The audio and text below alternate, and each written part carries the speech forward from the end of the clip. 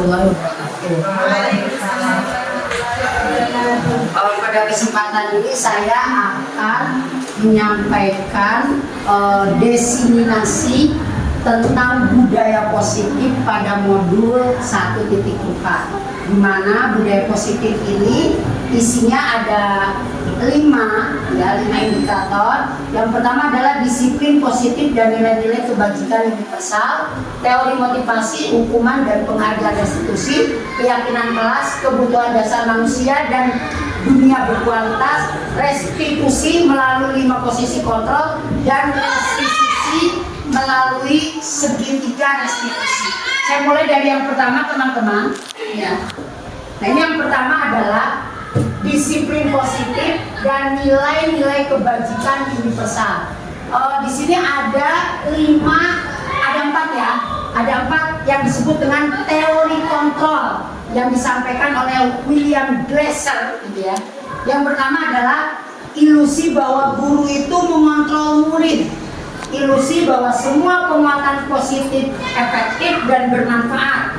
Ilusi bahwa kritik dan membuat orang merasa bersalah dapat menguatkan karakter. Jadi yang terpenting bahwa kritik dan membuat orang merasa bersalah itu dapat menguatkan karakter.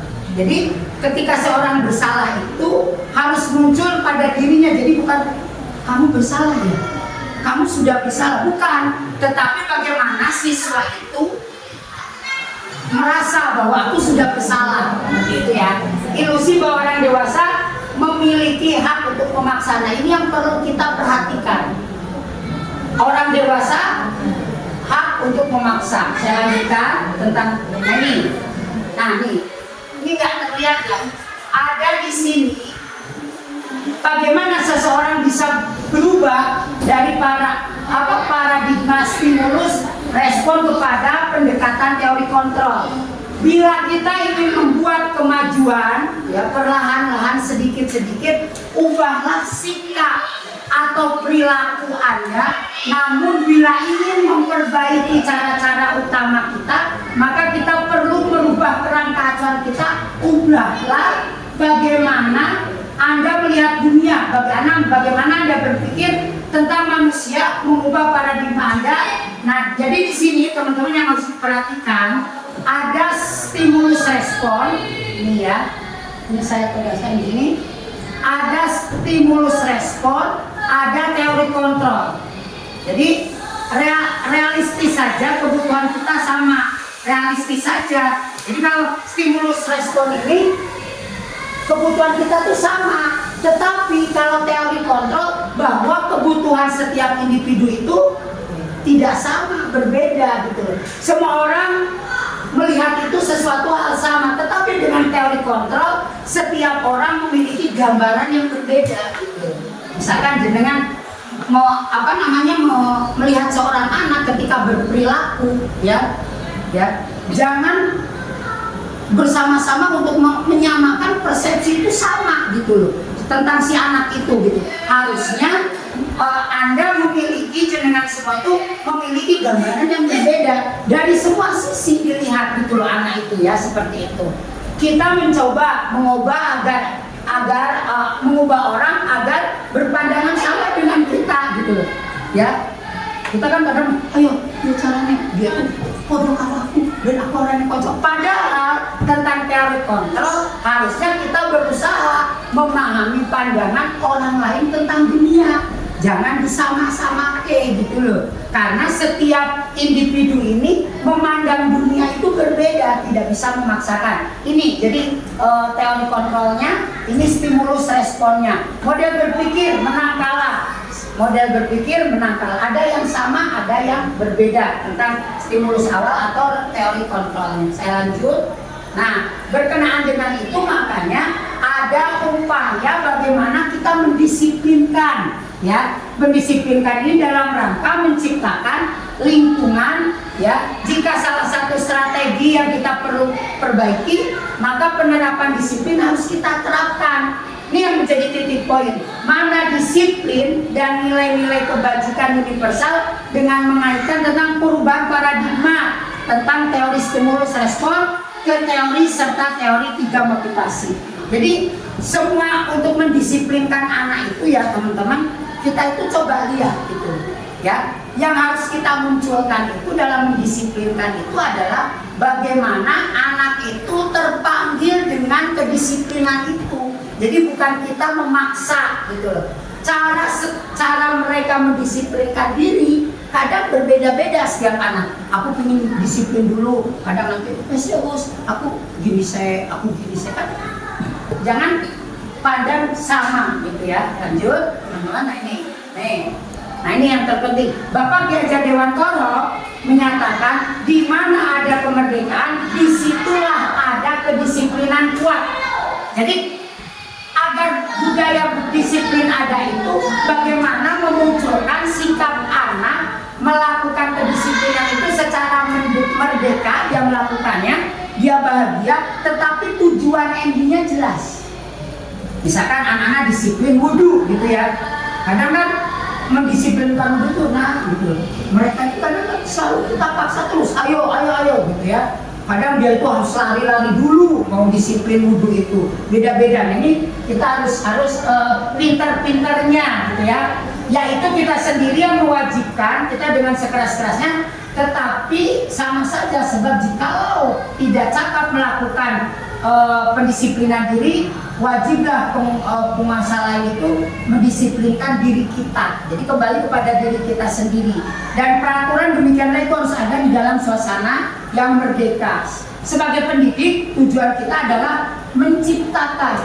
Sebagai pendidik, tujuan kita adalah menciptakan anak-anak yang memiliki disiplin diri sehingga mereka berperilaku dengan mengacu pada nilai-nilai kebajikan universal dan memiliki motivasi intrinsik, bukan ekstrinsik. Jadi anak-anak itu melakukan kedisiplinan itu harus muncul dari dalam dirinya, bukan sepenuhnya dari luar. Kadang dari luar itu juga tekanannya besar, tapi bagaimana memunculkan nilai-nilai kebajikan. Contoh, Bapak Ibu semuanya bisa diperhatikan ini.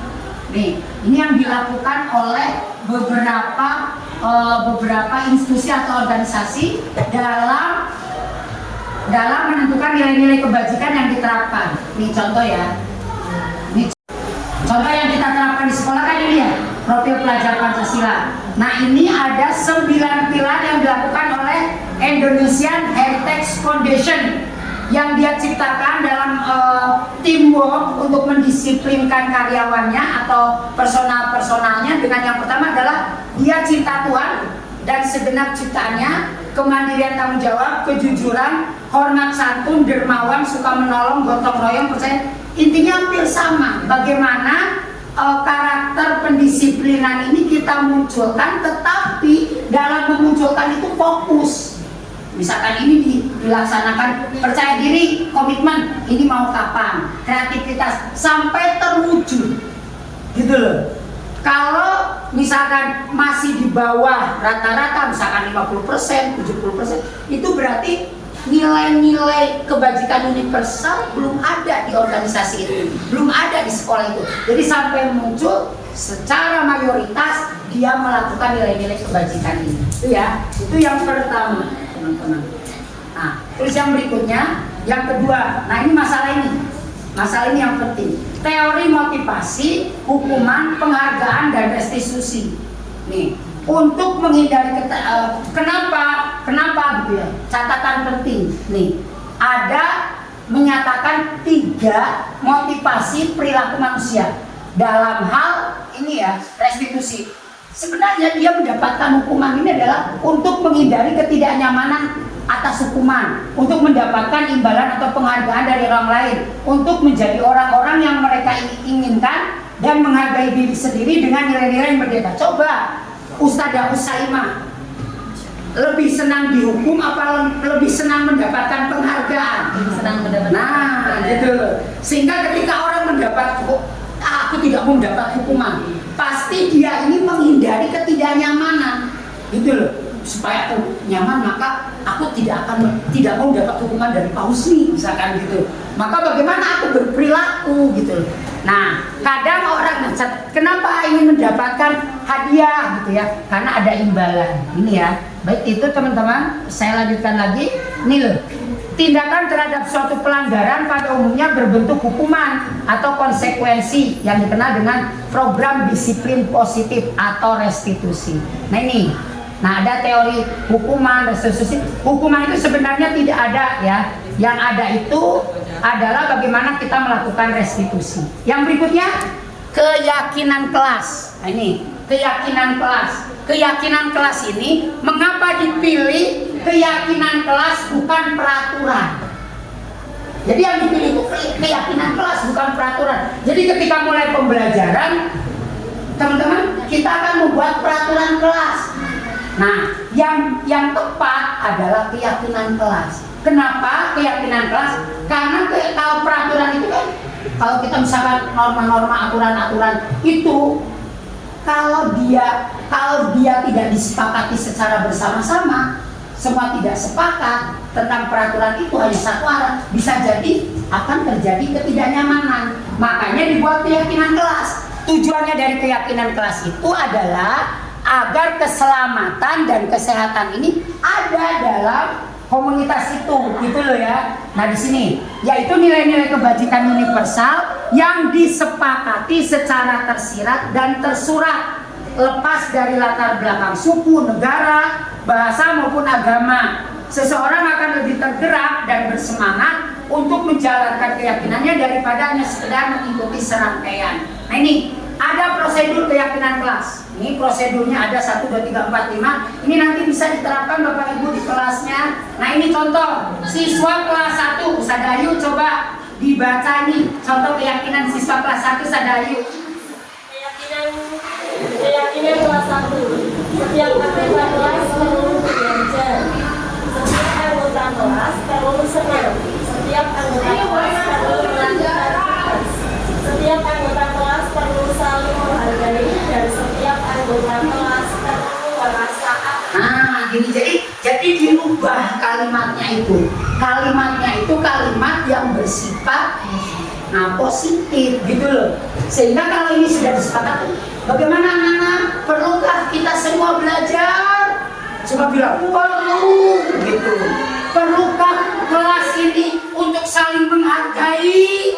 Perlu gitu. Kalau peraturan kan tidak boleh saling mengejek, kan paling gitu ya. Tapi ini kita buat peraturan itu sebagai kalimat positif.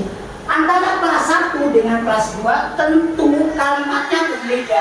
Begitupun ini contoh dengan kelas 5, dengan kelas 6, kelas 7. Bahkan yang level SMP pakai kata kunci. Misalkan ini, hormat, bekerja, diterima dan dimiliki. Tapi kalau kelas SD cukup dalam bentuk kalimat. Jika ini sudah selesai disepakati sebagai keyakinan kelas, maka baru nanti ditandatangani kemudian dipajang sebagai keyakinan kelas. Nah itu untuk apa? Nanti ketika ada anak bermasalah, kita tinjau keyakinan kelas ini. Nanti ada contohnya berikutnya. Nah ya, berikutnya teman-teman ini yang melatar belakangi modul ini adalah ini Bu, ya, kebutuhan dasar manusia. Ada 5 kebutuhan dasar manusia. Yang pertama, manusia itu jelas bertahan hidup, kesenangan, kebebasan, kasih sayang dan rasa ingin diterima. Nah ini yang selanjutnya adalah restitusi. Restitusi 5 posisi kontrol. Nah posisinya itu nih 5 posisi kontrol ini bisa kita lihat dari contoh ini.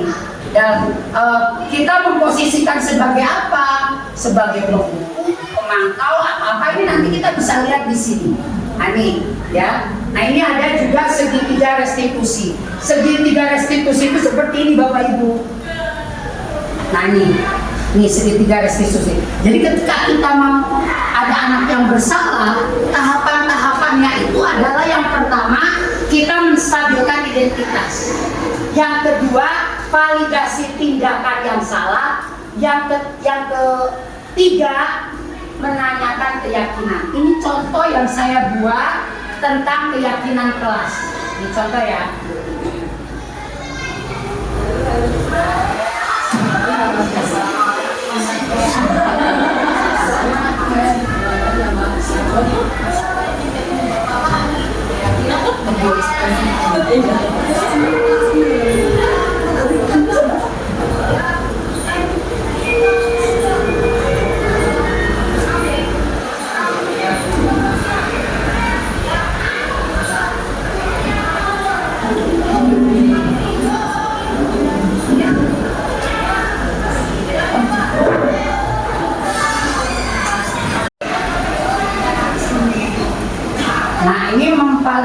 sesi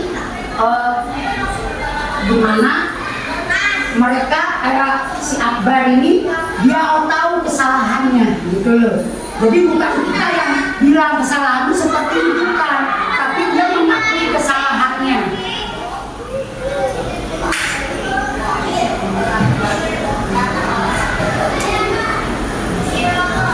Nah, kita beri kesempatan. Jadi kenapa kamu melakukan itu gitu loh?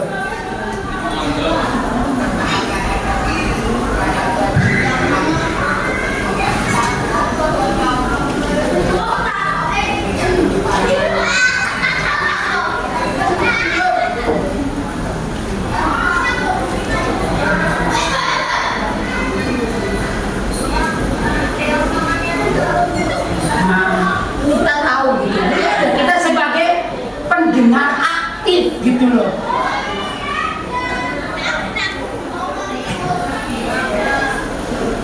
Mulai dia oh iya enggak, itu tidak boleh seperti itu. Dia sudah ada motivasi dari dalam sudah muncul gitu ya.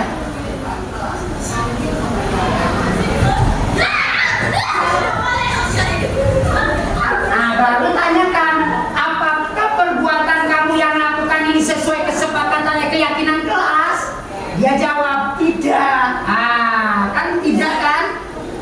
Nah kalau begitu kita cari solusinya untuk apa? Nah ini contoh restitusi yang saya lakukan bersama murid saya ya. Ya ini ya, jadi ini segitiga restitusi. Itu teman-teman. Nah itu ya. Jadi ada ini. Nah di akhir sesi saya ingin menyampaikan ini. Di akhir sesi ini tentang masalah disiplin positif. Tentang masalah disiplin positif diawali oleh teori kontrol, ya. Anda tidak bisa mengontrol orang lain, benar tidak? Boleh tidak bisa mengontrol usaha walaupun partneran antara wali kelas dan pendamping. Kenapa? Karena yang hanya bisa mengontrol itu adalah diri sendiri. Itu begitu anak-anak. Kita tidak bisa mengontrol anak sepenuhnya, tetapi yang bisa mengontrol siapa? Mereka sendiri. Makanya ada makna disiplin positif. Belajar kontrol diri dengan menggali potensi kita agar tercapai tujuan mulia, yaitu sesuatu menjadi seseorang yang kita inginkan berada nilai-nilai hargai. Baru masuk. Semua perilaku memiliki tujuan. Ketika anak berperilaku baik menurut kita, ketika anak berperilaku salah menurut kita, pasti mereka ada tujuannya. Ya enggak? Ya misalkan tadi tuh ada kasus tuh dari anak kelas 1 melempar apa? Melempar air dari atas. Kira-kira yang terbersih dari jenengan kira-kira itu apa kira-kira? Tujuan mereka itu apa? Mereka itu tujuannya apa? Mainan. Ya itu kan persepsi kita kan mereka ingin mainan. Yang kedua eksperimen. Tapi bagi orang-orang yang di bawahnya itu adalah tindakan jahil. Iya kan? Jahil akhirnya kan semua jadi rame. Nah sebenarnya itu kita perlu untuk melakukan teori motivasi, memberikan motivasi untuk menghindari supaya tidak terjadi hukuman, untuk mendapatkan imbalan tadi, untuk menghargai diri sendiri, maka akan muncul nilai-nilai kebajikan dan itu bisa diterapkan ke keyakinan kelas ketika seperti itu. Kira-kira kalimat keyakinan kelasnya seperti apa ketika tadi? Ada yang coba muncul seperti apa keyakinan kelasnya, sehingga besok-besok ketika ada masalah anak itu tahu ada keyakinan kelas seperti kita sepakati, kita tidak boleh meyakini tidak ini, berarti apa? Harus apa kira-kira? Saling menghormati. Nah, saling menghormati kalimatnya apa? Misalkan apa? Tidak pakai tidak tadi, contoh tadi misalkan untuk saling menghormati, maka jagalah keamanan dan lingkungan supaya tertib. Nah gitu. Jadi dibuat seperti itu keyakinan kelas. Sehingga, oh iya, saya ketika mengucurkan apa tadi? Air, lingkungan tertib, kan tidak tertib.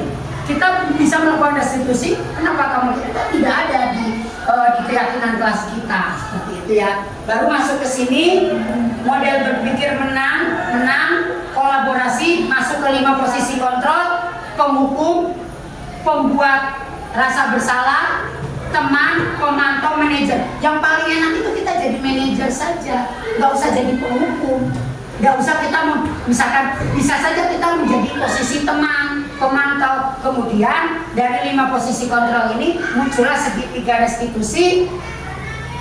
Ini ya, menstabilkan identitas, validasi kebutuhan, menanyakan keyakinan, baru akhirnya kenapa kita harus melakukan ini? Karena ada 5 kebutuhan dasar manusia yang harus dipenuhi: bertahan hidup, kasih sayang, kebebasan, ketenangan, dan kalian ini loh yang harus dihargai dari setiap individu itu. Endingnya ini, kenapa melakukan ini? Karena endingnya ini. Baik, itu saja teman-teman, diseminasi budaya positif modul 1.4 yang bisa saya sampaikan. Terima kasih. Wassalamualaikum warahmatullahi wabarakatuh.